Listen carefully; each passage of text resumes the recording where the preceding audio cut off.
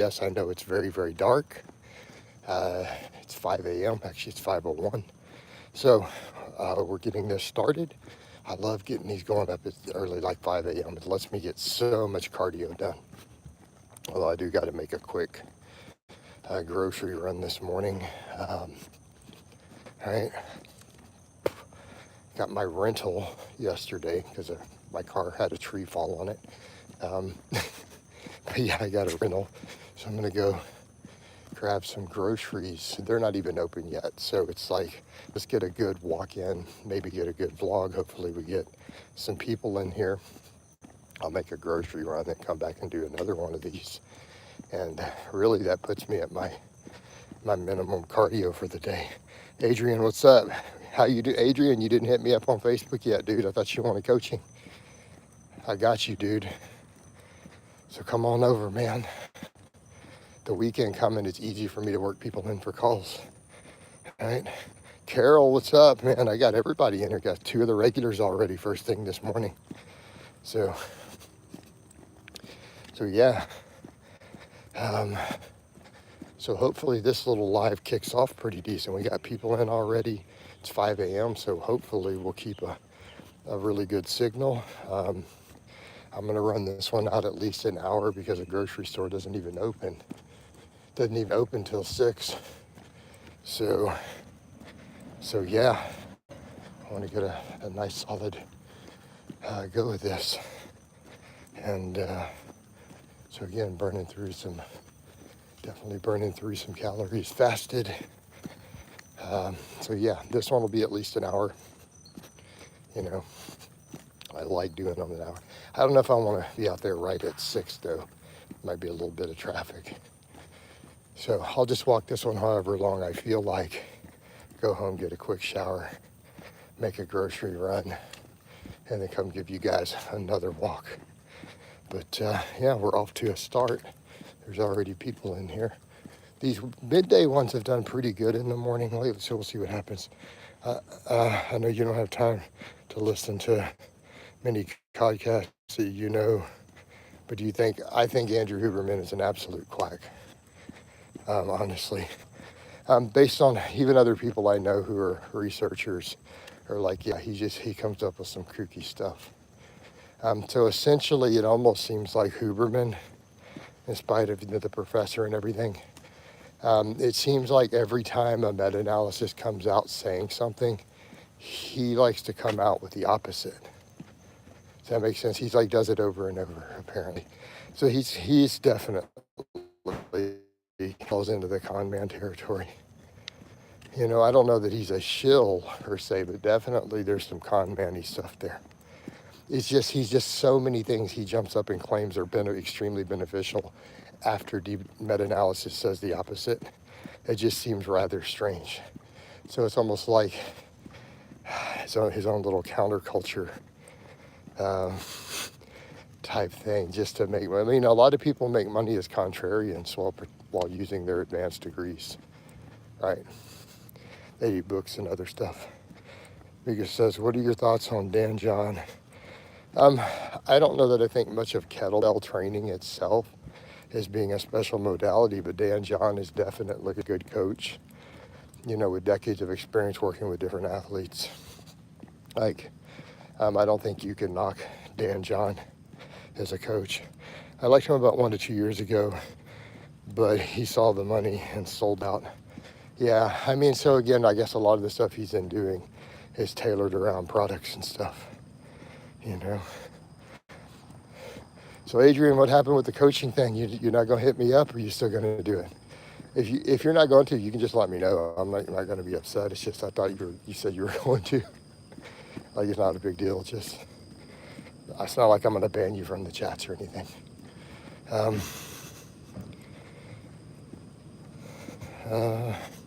But as far as, yeah, Dan John, I happen to hold a favorable view of Dan John, you know. I mean, and a lot of his stuff these days he puts out is for the general population. And while I might look at, you know, stuff like, well, I like goblet squats a lot, but I still would definitely rather see even a general population person under a barbell. but I do get why he likes goblet squats and things, you know.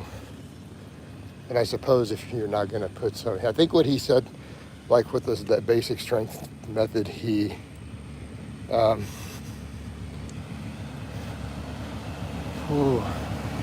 said that it doesn't work that well one time with back squats. That's why he promotes goblet squats. I forget what it's called, like that simple strength or whatever he came up with, right? Adrian says, okay, no problem, Adrian, but next time just let me know that. Be like, oh, coach, I love coaching, but yeah, I was kind of thinking because you were like, you were going to message me that day. It's all good though. Mike says, I'm 6'5", 285 pounds, and I want to start strength training. I'm looking for a good program, 37 years old, armor building complex. I don't understand the armor building part. So Mike, I have free programs. If you go to my playlist, I've got 3 different novice-friendly programs. One is pretty tough though. The Ice Cream Fitness 5x5. It's one of the most difficult ones. It's been run by tens of thousands of people. Muscle and Strength published it also, and like it got over 10 million reads. A lot of people have run it. It's hard. My Ice Cream Fitness 2.0 has its own playlist here. That's a good choice. All right. And honestly, I've thought about writing a 3.0 that's a middle ground. The 2.0 is for people who just don't have the same recovery to handle the 1.0. I've thought about making a third one. I think I also have like a basic old school progression full body that's in that one of the free programs playlist too. That's a good one, right? It just uses like 5 basic exercises, using using double progression, which is an old school method, and that will work fine for a beginner too. So I have 3 different free programs that are appropriate for beginners on my actual channel and playlist. All right.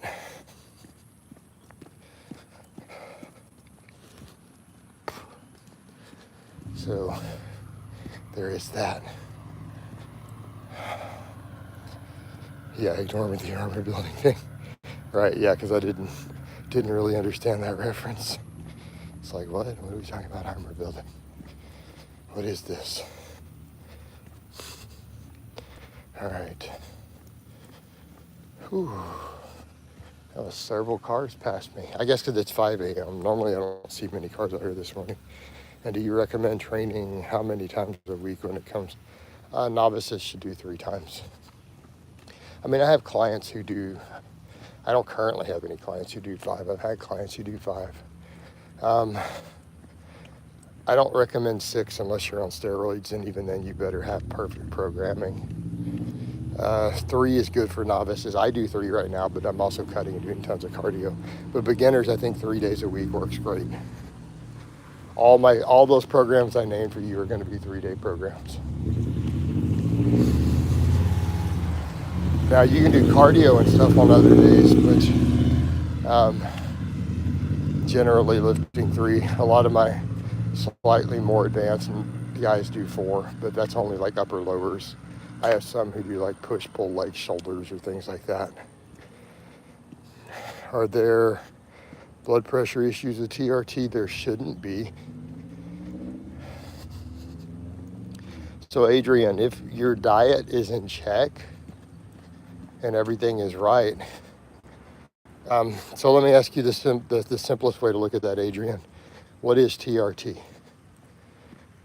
TRT is testosterone replacement therapy. It puts you back to the levels you would for health. For some people, they want to be where they were at 20 years old.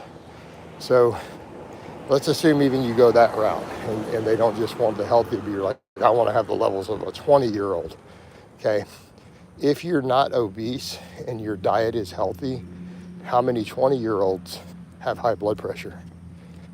So if you think about that for a minute, so if your doctor is putting your testosterone levels back to that of a 20-year-old, what's going to determine if you have high blood pressure? Your diet and your body fat. just like a 20-year-old. It makes sense. So why would, do you know any healthy 20-year-olds with high blood pressure who don't eat junk food diets? No. So that should tell you everything. So anyone who's got high blood pressure on TRT, it's your lifestyle. Because it's not like you have super physiological amounts. All right. Mike says, one more question. What do you recommend for the first time? Mike, we cannot discuss that topic at all. I have to ban that. Please delete your comment. I can't have the G word even in my feeds. It kills my money. So please delete your comment. You're new, so you didn't know the rule. Or I'll delete it for you because that actually hurts. So I'm not gonna delete you, but I am gonna remove the comment. Yeah, it's all good. So the things that we can't discuss at all here, anything sexually explicit. We can't discuss pew-pews, and we can't have anything that sounds racist. So I have to ban people for dropping the N-word and all that nonsense because they do it. So it actually hurts my money on these streams. So YouTube doesn't like those things. They unmonetized my pew-pew channel years ago. That's why another reason I don't even do that stuff anymore. They turned the monetization off for it. So, Adrian, fitness trauma, Liver King arrested for charging Joe Rogan. Doesn't that mean Vegan Gains should have been threatened? Did he threaten me? I don't know. What do you mean? I didn't know he threatened me. I thought he kept challenging me to cage matches or something. I don't think he made threats. Plus, he's in a different country. He's in Canada. I don't know what their laws are. You know? Right? I don't know what their laws are.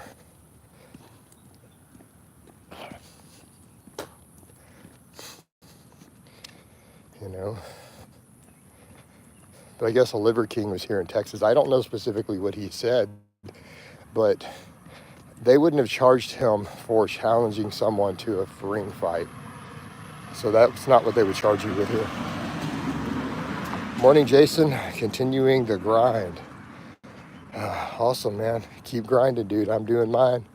I mean, we're up at 5 a.m. doing fasted brisk walking. We'll call it power walking. I just call it cardio.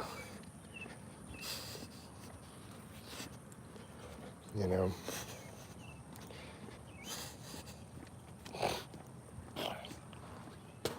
It's always fascinating to me. You get people who don't think list cardio is cardio. I'm like, what do you think endurance is?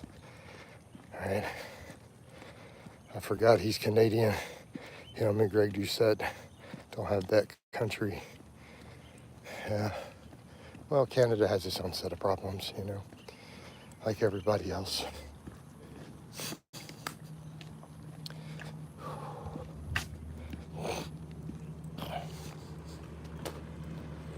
All right. So,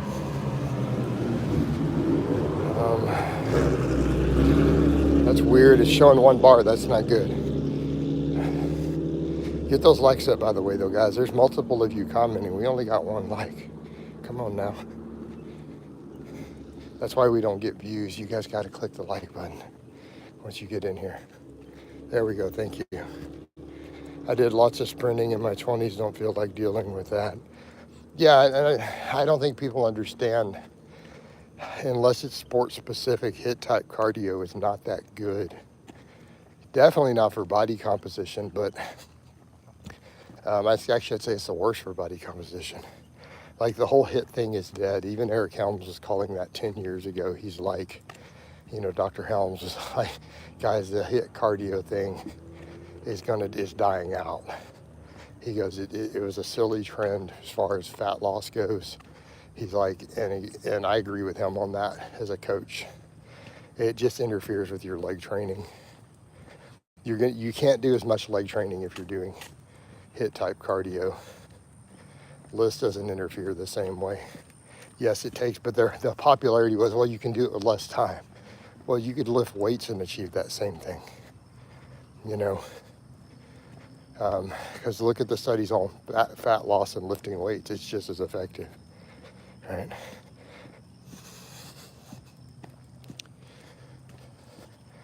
Only one study has so far, though, has shown that lifting weights is superior for fat loss to cardio. Only one, and it was only in women. So, but, you know, create your deficit however you want, but LISS is easier to recover from. My former trainer said that about LISS cardio, high intensity training has some crossover to endurance performance. However, LISS is only detrimental to high intensity. What? What do you mean LISS is detrimental to high intensity? That doesn't even make sense. Why would LISS be detrimental? No, that's not been found to be true. Viata used to put out a bunch of stuff on that, and I've even seen guys like, what's his name, in his Science and Strength blog. I've even seen Greg Nuckols admit that no, if you take any minor hit from adding LISS, it will be short term, and in the long term, it will prove it. You know, I mean, realistically, if your goal was purely body composition, though, the case could be made for only lifting weights. But how many of us want to lift weights that much? Feed says, pulled my lower back doing good morning, Jason. Can't deadlift, back squat. I can belt squat and reverse hypers. Yeah, you're going to lose strength. You can't squat or deadlift. Now, you can retain the leg strength. But, you know, yeah, that's fine. Just do those. If you do the reverse hypers, it's better. Why? How did you pull your lower back? Man, you've seen me do good mornings with 500 pounds and in my 40s. I did a 500-pound good morning this year at 48. How are you pulling your back? What's up with your form? Feed me. It sounds like you need some coaching, bro. You shouldn't be pulling your back on good mornings. What's the most simple eating program that's cheap and effective to lose fat? Bro diet. Mike, chicken, brown rice, vegetables, right? Chicken, brown rice, broccoli, throwing a little Greek yogurt, throwing some other vegetables. Simple, effective, time proven. Bro diets. What is them? Feed me says, think it was just bad form. Yeah, you got to not use bad form on those, dude. You got to learn to brace super tight when you go heavy on a heavy good morning. Old school stuff, okay, yeah. I mean, bodybuilders have done that for decades and gotten absolutely shredded on tight budgets. I mean, that's more or less how I eat. So if you look at my food, go to my Facebook or Instagram, you'll see my food. You'll be like, Coach goes hard on the chicken, brown rice, sweet potatoes, vegetables, like every day while I'm cutting right now. All right.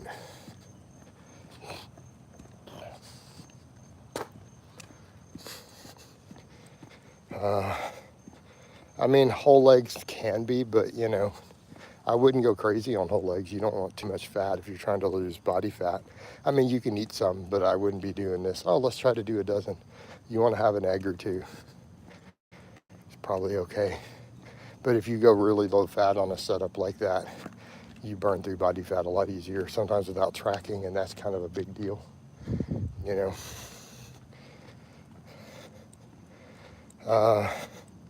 Feed me while I'm still able to do reverse hypers and belt squats, so I'm just gonna stick to those until I'm healed up. Yeah, do the reverse hypers every day, really light, until that area heals back up. How much weight did you hurt yourself with? Adrian says, again, apart from training and nutrition advice, do you give consultation for dealing with traumatic events, stress management? Work is killing me, but I can't quit due to money problems and job outlook. Yeah, I do some of that, particularly as it pertains to other aspects like I mean, I can give consultations on that. A lot of times, though, they end up revolving around binge eating. And I would say I've done several of those, like not off of Facebook, not my YouTube. So because like half of my Facebook followers are women, and I have a large number of like basically middle-aged moms. I have tons of those who follow me on Facebook. I do consultations with them on their stress management with binge eating. I've done a few of those. But I mean, as far as other stress management, yeah, I can do consultations on that if you feel that you need advice there.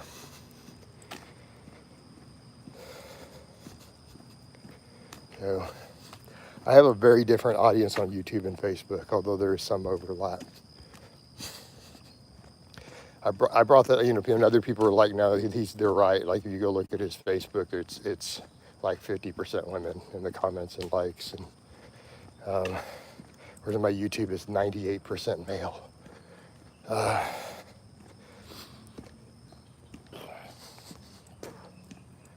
Right. My average YouTube follower is 35, though, interestingly enough.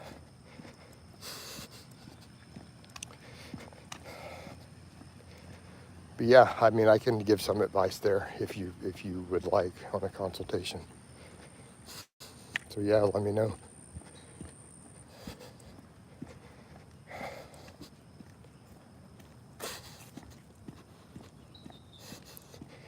I haven't been on Facebook since 2023.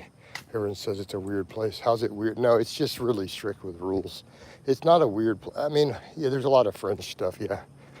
Like the whole fitness sphere is so loaded full of carnivore fanatics, vegan fanatics, and then you see a lot of like the hippie, whatever little mommy sphere type groups, with all the gurus selling their holistic stuff.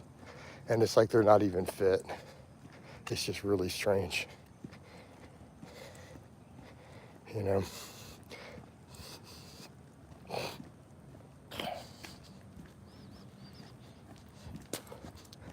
Yeah, they're crazy. So you see all the really kooky stuff, which is its own little word. The whole little healthosphere is really weird to me.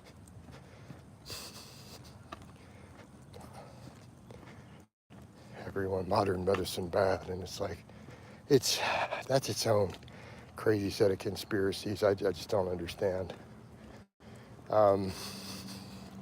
They clearly don't know any doctors. Like people who say this, all doctors just want to make you sick and give you pills and they don't push diet and exercise. Every doctor I know says the opposite. Right?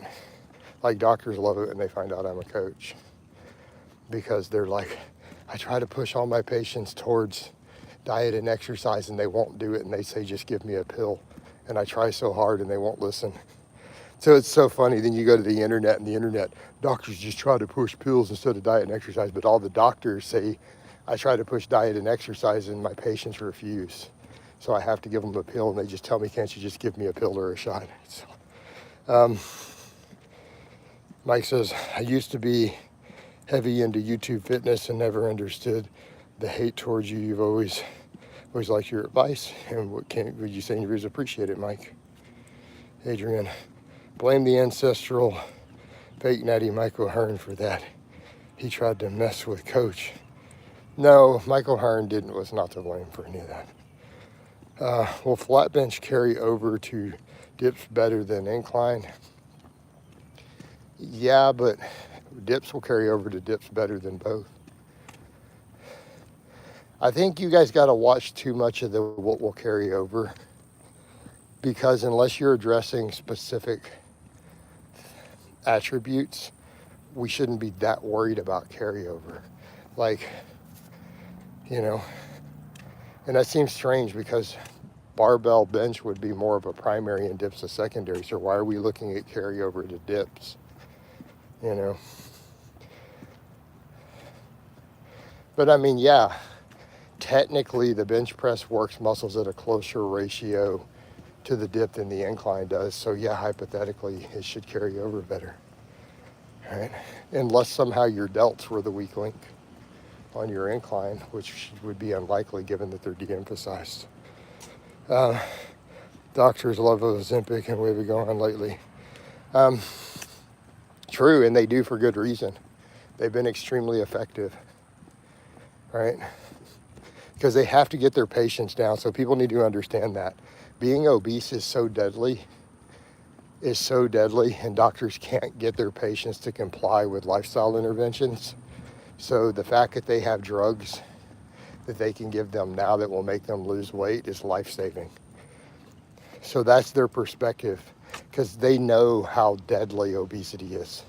Like every medical doctor understands that basically, if you're walking around morbidly obese, you're just a ticking time bomb, right? It's basically suicide.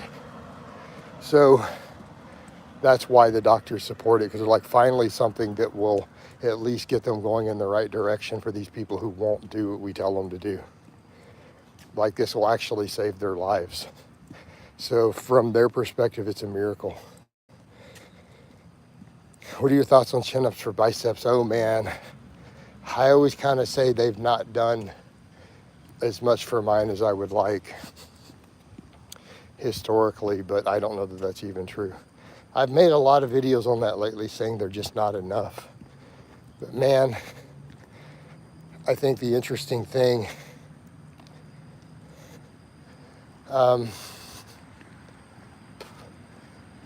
with that is kind of this, is I've had to rethink a little bit of that, because if you guys look at that comparison picture I did, everyone's like, oh, your arms were big there. I wasn't doing any curls. I wasn't even doing chin-ups. All right. I was doing neutral grip pull-ups, lots of pressing, and lots of weighted dips. And everyone's like, that's the biggest I've seen your arms when we look back. And I'm like, what? I was doing no curls and occasional an extension or press down.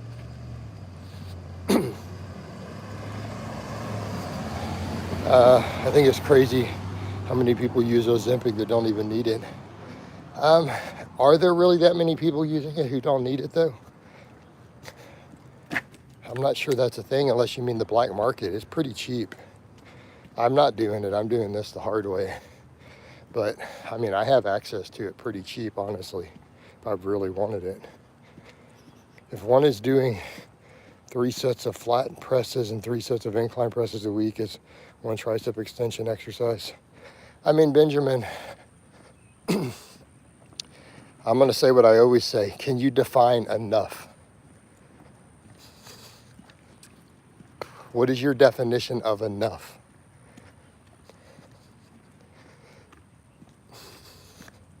Because that's too vague.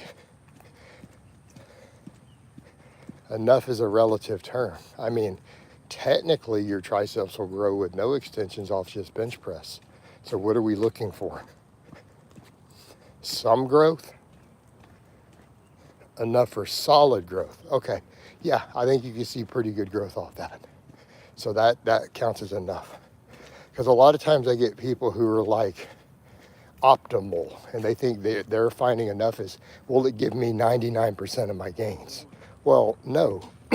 You're doing 3 sets of an isolation with a couple compounds that are not necessarily the best tricep builders as far as compounds go. So hell no, it's not going to be anywhere near optimal.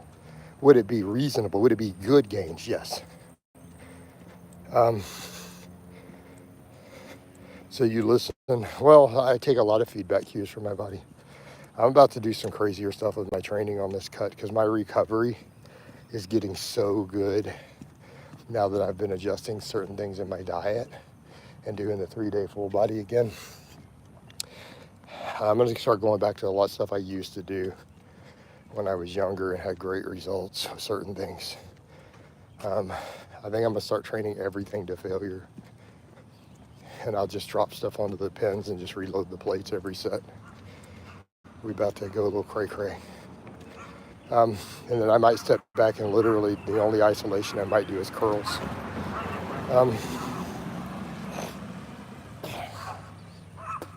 Mainly because I'm finding the sweet spot with the diet.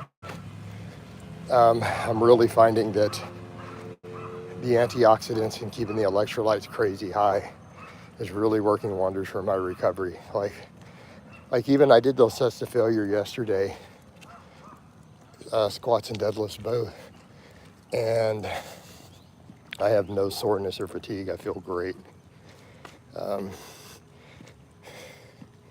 I think using Ozempic would make it super hard to hit protein goals. Well, no, you just force the protein down. That's the point. So that's what you're supposed to do with it. You're supposed to force the protein and then lift weights is what the doctors tell you to do. Weighted dips are probably the best thing for triceps. I mean, we could argue that. It could depend on the person. Every time I look back when my triceps were their biggest, I did lots of weighted dips though. I mean, I was living on them at the time of that other picture, like in the community tab from 2016.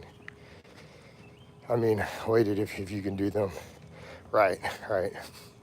Like I do them right now all the way down with a 55-pound plate for my work sets. But I think I'm going to set my bars up to where I can start at the bottom and not use those steps and just take them to failure. But I used to train like until I got to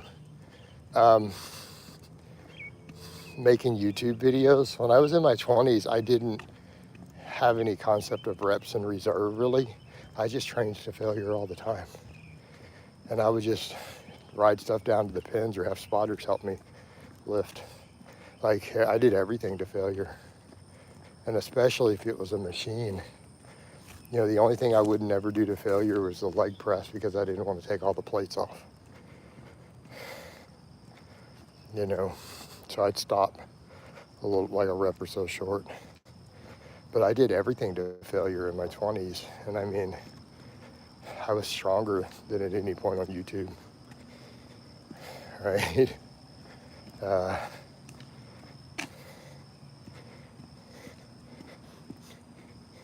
Have you ever heard of bald? Yeah, I mean, I know Paris. Paris unfriended me and kind of threw a hissy fit and unfriended me after using me originally to get outreach. I mean, he's all right. He's a fake natty, but his info's good. I mean, he is definitely a fake natty, just let's be clear. His info is good. He's kind of two-faced, though. All right. Because he used to use my Facebook and all my stuff to post in and then engage me in a positive manner. And then when a bunch of his butt buddies all decided they hated me or whatever, he like blocked me after he used my audience to grow some. So, because he was doing it on Facebook and YouTube both. And then he changed it over, I guess, to Bald Omni-Man. His real name's Paris Butler.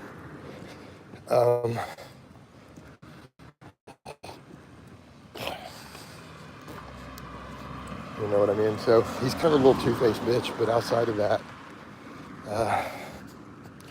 you know, his info is good.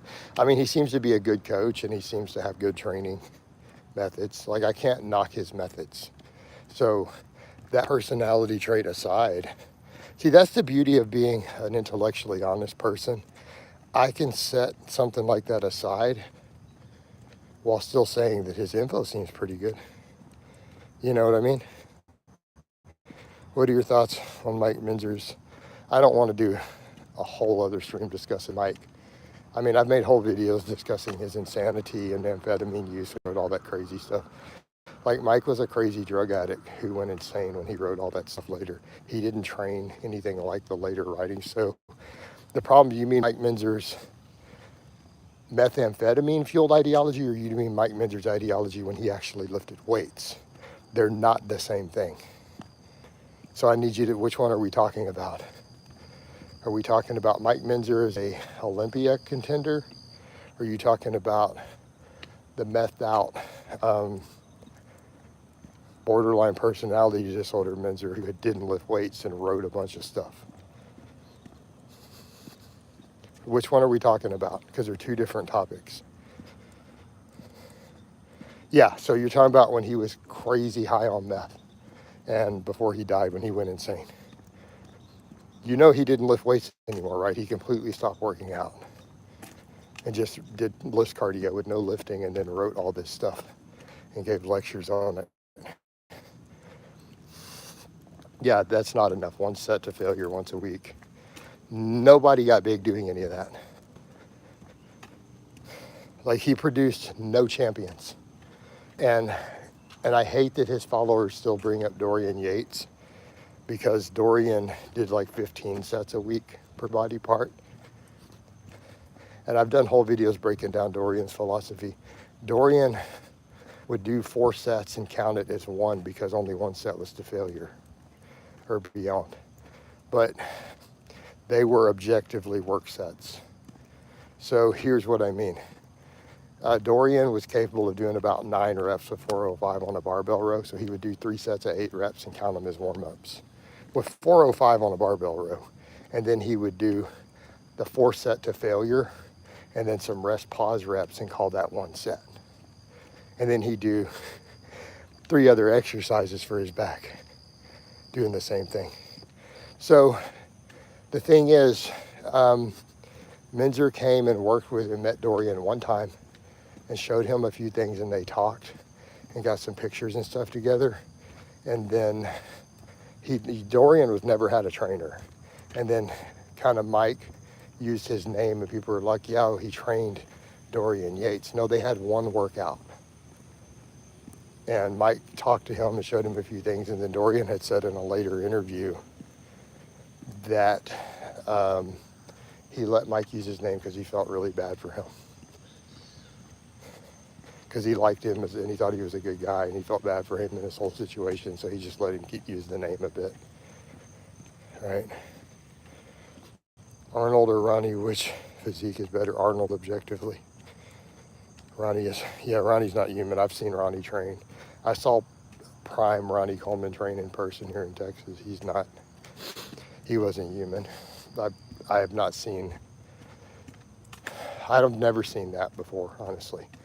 I've been in this a lot, and I've known some strong guys. I've had friends and met people and hung out with people with 800 plus pound squats. And especially when I was in the UK, because I was an international certified judge. I was certified to pass world records. So, and I did. So I knew some hard hitters. And I've never seen anybody train like Ronnie Coleman.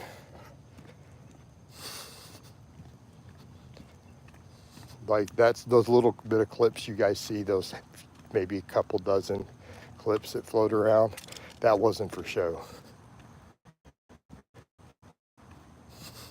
That's what I can say about Ronnie Coleman. He wasn't putting on an act for the camera. That's literally Ronnie acted and trained like that for a whole workout. I saw him there, and it wasn't being filmed. He really behaves like that and trained like that all the time. Right?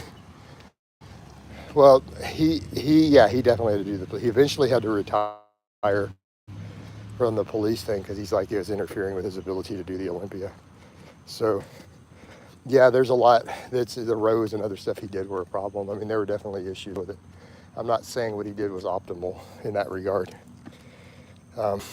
Yeah, he's in a wheelchair. There were definitely some issues with the training. And it also comes to a point where it's not that he was lifting heavy per se, because I know guys who are lifted bigger weights than him who are not hurt. It's the amount of volume with that type of weight and building so much muscle that he's even capable of those performances. You know, that's really the problem. Using so many drugs that you carry so much muscle mass that you need those workloads for stimulus, you know. Right? But he's a legit, I mean, yeah, he made a lot of money off that, but man, he's in a wheelchair, you know. We could argue whether it's worth it or not. Do you think Jay Cutler is a good physique? I don't like any of the modern physiques. I just don't like their physiques, no. I mean, did he have an Olympia winner physique? Yes. But physique, good physique is a subjective thing.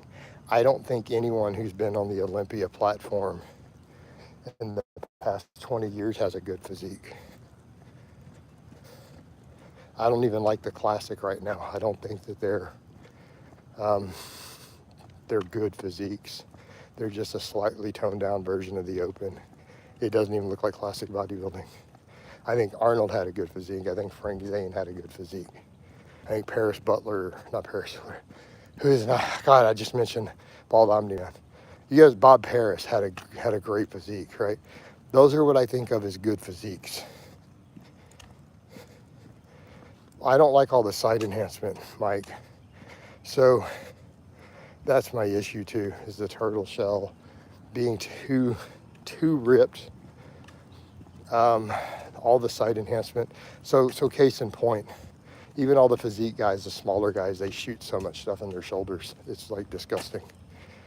So, I mean, example, first time I saw Chris Bumstead before he was doing all this winning, the first thought in my head is, oh my God, like my shoulders hurt looking at him. I'm like, he's got so much oil in those delts. Like that's gotta hurt. You know, because anyone who's ever pinned their delt, even with 1cc a test, it's not comfortable. You know, so to have that much gear injected into your delts regularly, to have that inches of meat added from all the side enhancement, it's got to be painful. You know,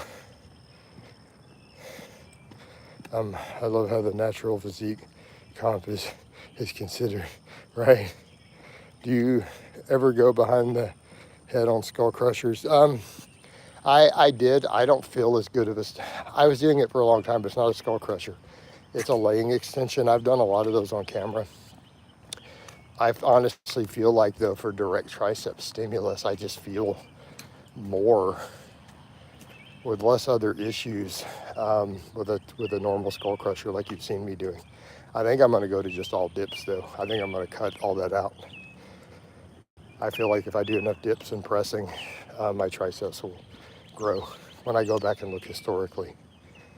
But I think if you can learn to do them and check your ego, the normal skull crusher to the face might technically be better. It's that we beat our elbows up doing them. All right. You know, and yeah, I do understand the point with the long head. I've made whole videos expressing that point, but really, I don't know that it's actually true.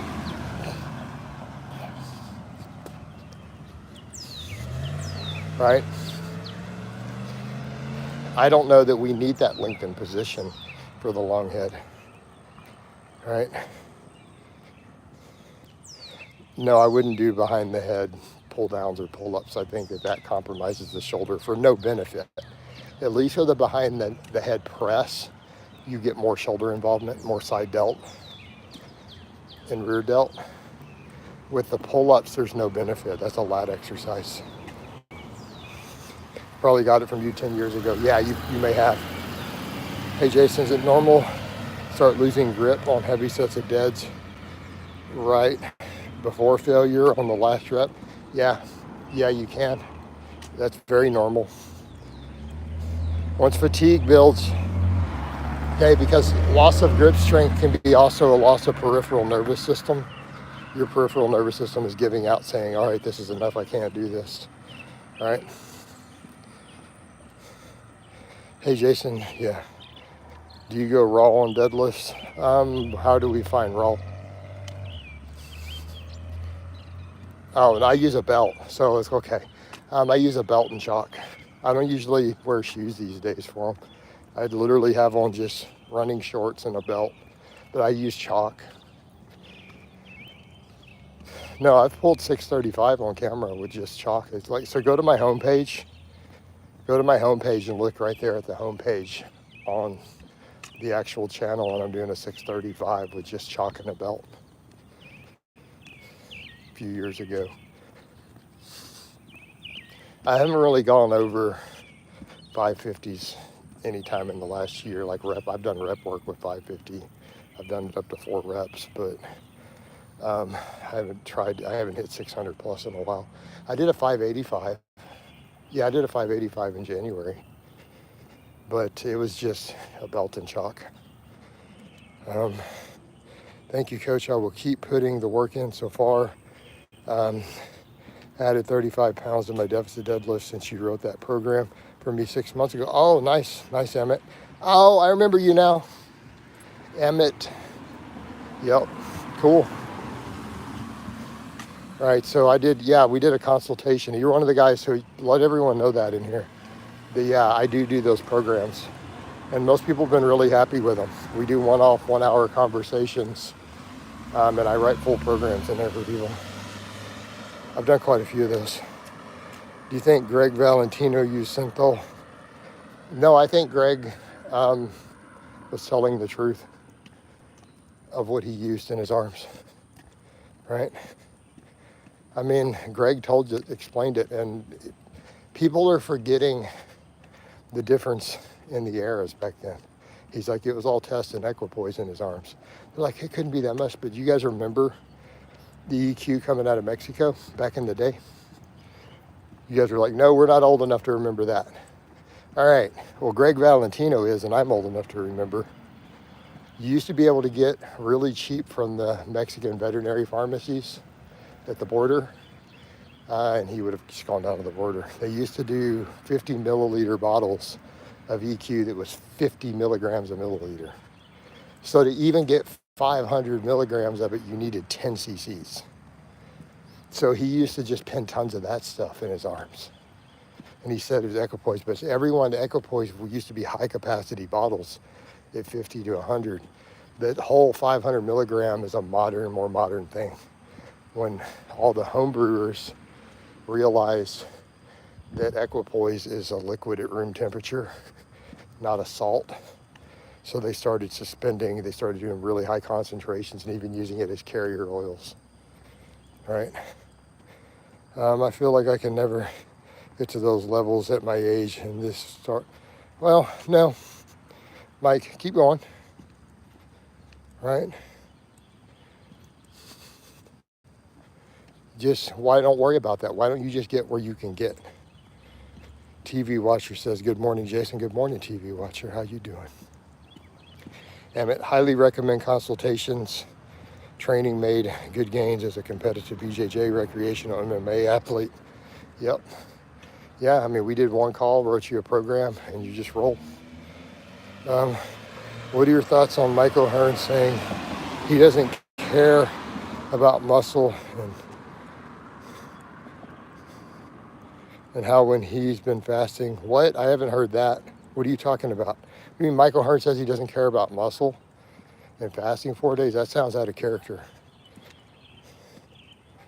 Jason, behind the head extensions are regular skull crushers. I think they're both useful.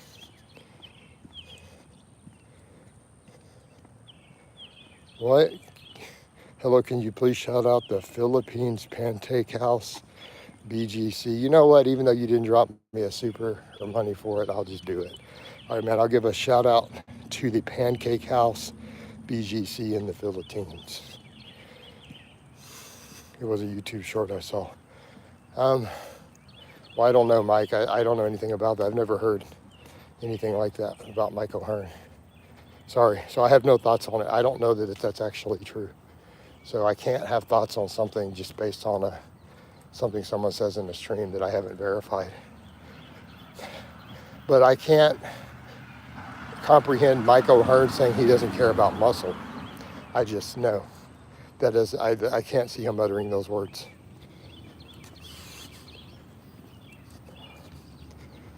But I don't recommend fasting for 24. I don't recommend fasting past about 20 hours. You do start losing muscle. You need protein at the very least. How many cups of coffee do you have a day? I don't know, a lot. I drink a whole pot first thing in the morning. How much is a coffee pot? I have a Mr. Coffee. How much is that?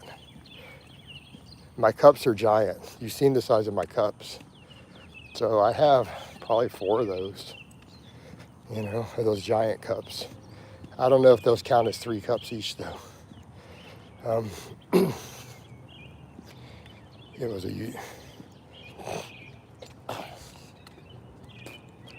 doing all this fasting, like coffee is really kind of like a staple for me because I do tons of coffee during my fasted window.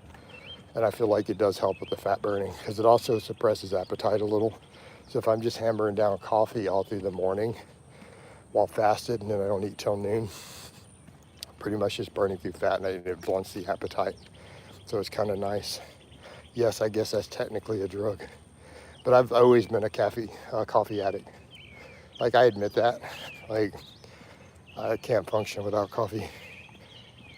Do you have an eating disorder? I mean, I have binge eating issues, but I have them pretty well controlled. I mean, I've discussed that in detail of my binge eating and my childhood trauma, and specifically what conditioned me to have it, the exact type of abuse, and then the soothing aspect. So, I mean, yeah, technically, I've never been diagnosed with a binge eating disorder, but I pretty much have one. But my lifestyle pretty much controls that, right? Are you willing to talk about ephedrine in the fasted window? I mean, what do you mean willing to talk about it? I don't personally use it. And for me, I would rather not. The caffeine is more than enough. You know, again, I'm an older guy, and I've always said with this cut, I don't want to use any fat burners. I don't want to use anything that I'm going to have to come off of. I need to be able to transition back to maintenance smoothly. So I don't want to do anything like that. But I think I had that issue too. I constantly fluctuate 10 pounds. What do you mean constantly fluctuate? All right.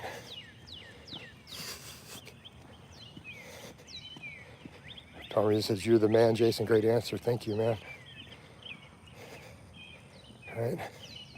That's the video. What?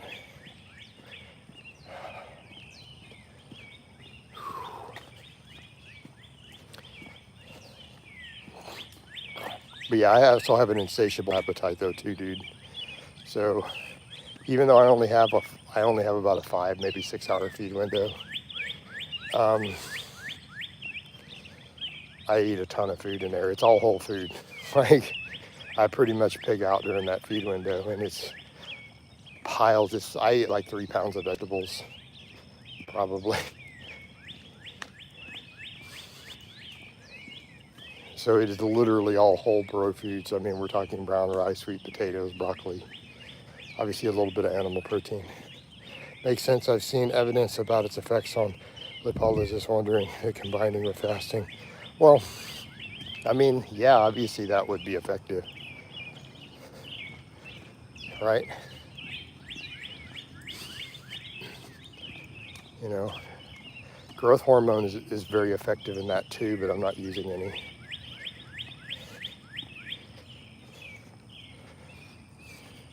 Like, that is actually an absurdly effective method. Dudes will pen growth hormone before doing a bunch of fasted cardio like that.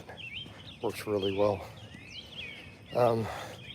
You think frozen veggies are just as good as fresh? That's not even subject to debate, Mike.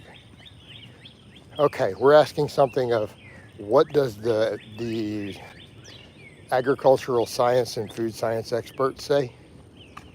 And based upon the evidence, is that what we're asking? Because there's no debate on this, by the way. Frozen vegetables are superior to the fresh vegetables you're buying at the store. They have more nutrients. Like, there's no contest on that.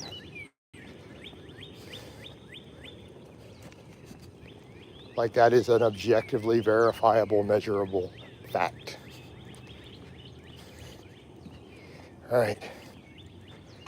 You don't have access to fresh vegetables unless you're growing them yourself and picking them every day.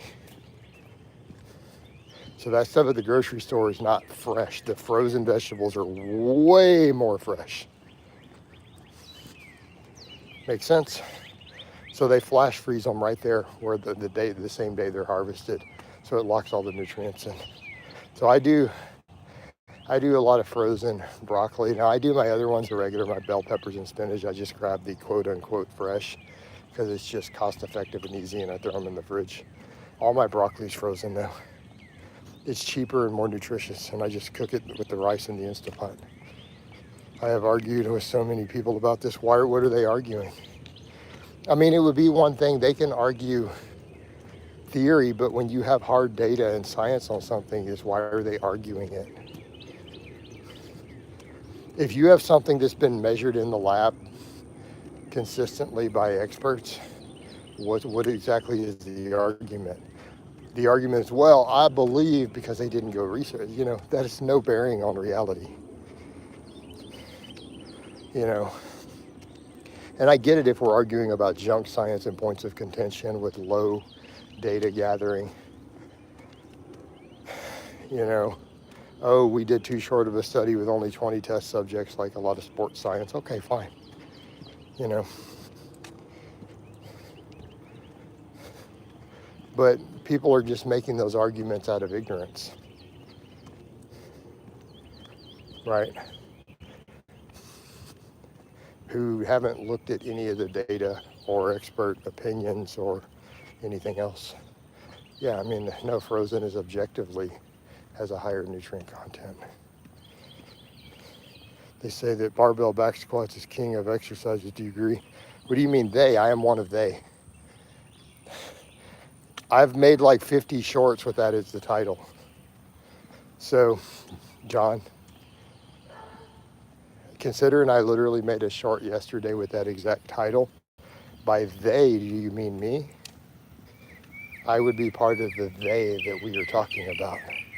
I would be one of them. So you mean me. So Jason Blaha says it. Jason Blaha has been saying that for 15 years. All right. I am the they that you speak of. That's me. Hello, kitty cat. Oh, you take it. I was going to flip over. You guys see the cat. He walked up to my feet, but he ran. He's like, nope, you're not getting me on the camera. Being paparazzi. Yes, you and some others. Yes, we would be the they. Yep, there we are. You caught us. Do you agree? That's the question.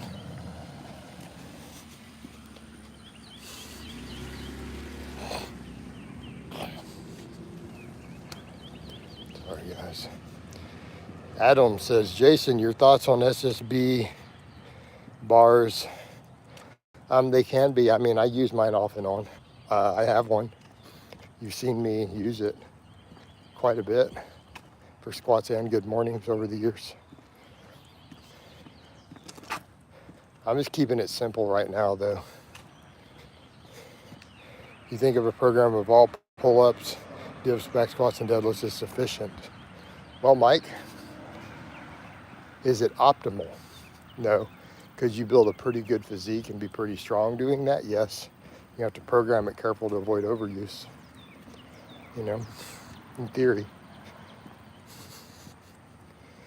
But I mean, you're working over 90% of the muscle fibers through the whole body are being trained pretty directly.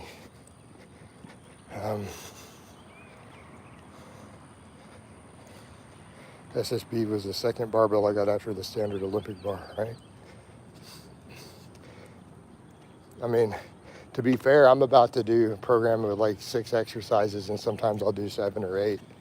I think I'm about to literally just go over with my full body squats, deadlifts, bench, dips, pull-ups, or chin-ups,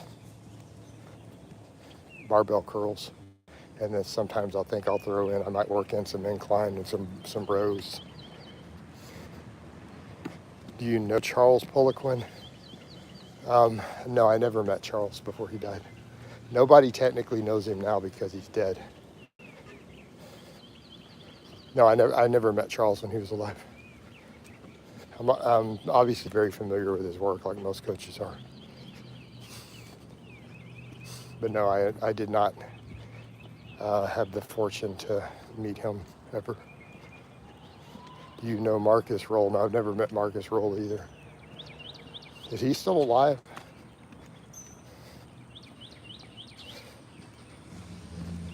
When you guys say no, I'm going to assume you're asking me, have I had a conversation with them or met them?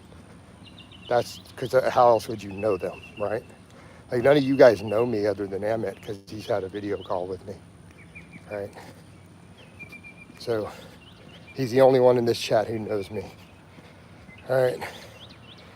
Out of all here, thanks for all the being so patient and answering my questions. So you're welcome, Mike. Hey, Mike, if you go through and like all my content and follow me on Facebook too, as a thank you, I'd appreciate it. What's your opinion on hit Mike Minzer? I'm not covering that again. I'm not covering Mike Minzer a second time in the same stream.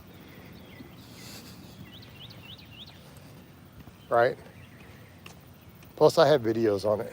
Yeah, sorry dude, we already had a 3-minute conversation about Minzer. I'm not doing it a second time in the same stream. You can scroll back. All right, appreciate it, Mike. On the topic of squats, have you ever met Tom Platz? No, I've never met Tom Platz.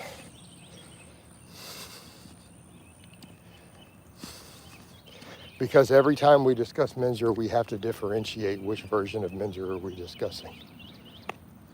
You know, are we discussing Minzer the bodybuilder, or Minzer the guy who quit lifting and did tons of methamphetamine and wrote a bunch of crazy shit on the internet or in magazines and in lectures that had nothing to do with how he trained?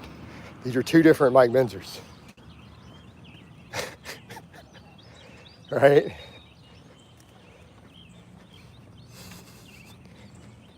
They didn't even have the same training. Right? So two completely different people as far as we should really be concerned. Because I mean, once you're addicted to drugs and you have mental health issues and then you're on drugs that are affecting you, you really are a different person anyways.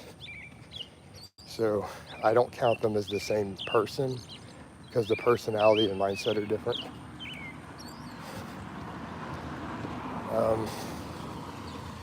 But yeah, I've covered that in detail many times. His fans get really upset when I go into the ladder. I'm like, I'm sorry, you guys are just denying history. I'm sorry that your hero went crazy and did tons of meth to self-medicate for his mental health issues that he was trying to get through. And he wrote crazy stuff that nobody ever successfully applied. He was a great bodybuilder though in his prime. All right, hope your channel gonna grow and keep grinding for the next decade. I hope so too, Carol. Well, on Facebook to grow too. I'm honestly at this point in the game more concerned with Facebook growth than I am YouTube. But I'll take both. Really the only unique thing I do on YouTube are the lives I do here.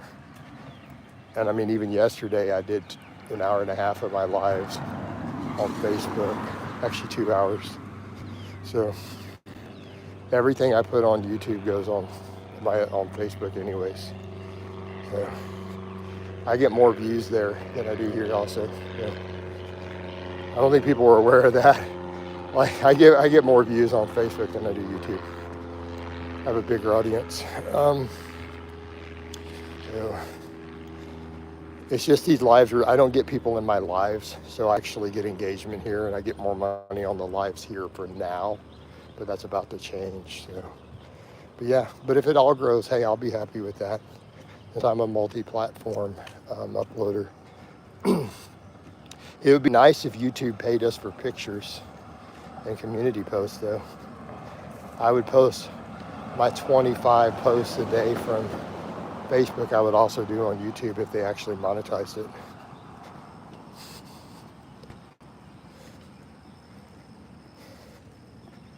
Yeah. All right. Although some of them do good. People like the votes. When I put votes up, they'll get 1,000 votes sometimes. So those do okay here, but they don't pay me for it. You know, I don't know. Well, I'm gonna head back home. The grocery store's open. So I'm gonna head back to the casa. I'm gonna make a grocery run. I'm a couple blocks away still. And then we will come back and do another walk. I want to get 3 hours in walking this morning. You've been in the game a long time, Jason. Keep it going. Appreciate it, John. No, I don't game at all, Adam. I am actually fairly anti-video game at this point. I feel like it's a useless time sink. I think it really derails young men for productivity, money, getting pussy, all those things. No, I don't game at all. I haven't played a video game in years at this point. I do still have Skyrim though. I have Skyrim on my Xbox, but I use my Xbox in my bedroom for my other TV in there. Like when I'm laying down and I use it to stream. So I still have my Xbox Series X, but I don't game on it.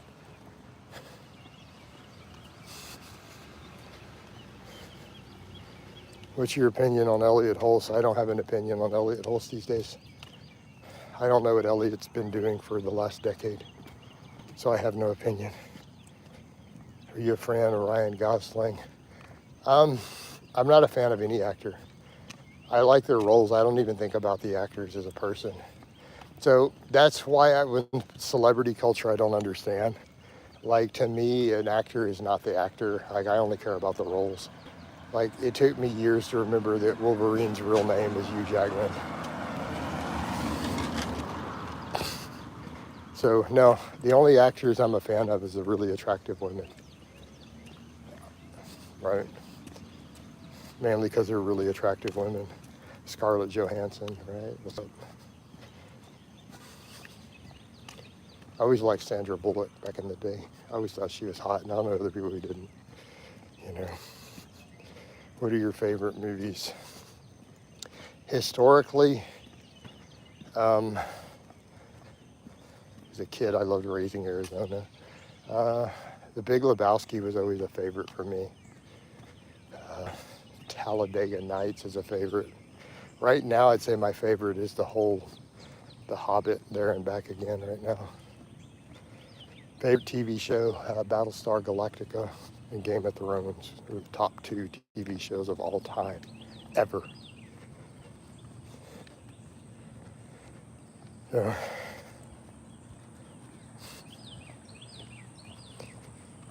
the reason I love the Lord of the Rings movies, because I'm a big fantasy literature fan.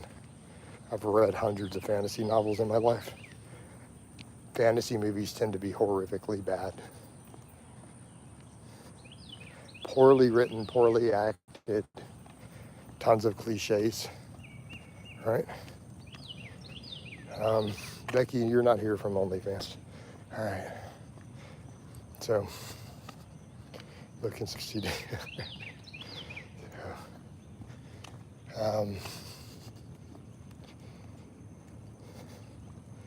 But I like the Lord of the Rings movies because they're some of the actual first fantasy that's decently written and acted. You just don't see that in the genre of movies. And someone who enjoys the literature, it breaks my heart of how bad and horrifically bad fantasy movies tend to be. They're not even B movies for the most part. So we finally got some love there with good actors and good writing, and they stayed semi-true to the novels. So, but now I really like The Hobbit right now. I've watched it several times. I've watched it like 4 times this year. I was just chilling, falling asleep. I've been going through all the Star Wars stuff too. All the Star Wars shows. Sometimes passing out and having to rewind a few of them. So I've been watching those. I think Andor was pretty good. I like Skeleton Crew, even though it was for kids. I thought it was pretty good. Obviously, The Mandalorian's great.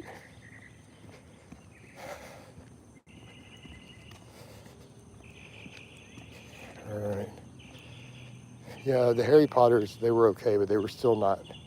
They were really kids' fantasy. They were okay, yeah, now that you mention it. I think Lord of the Rings was obviously for that, though.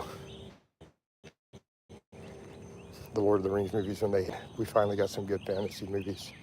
Although, to be fair, the Harry Potter movies are pretty decent, yeah. All right, guys. I'm going to go ahead and wind this one down. I need to make a grocery run. So I'll make a quick shower, some coffee, get that sorted, and then I will come back and walk for another hour plus.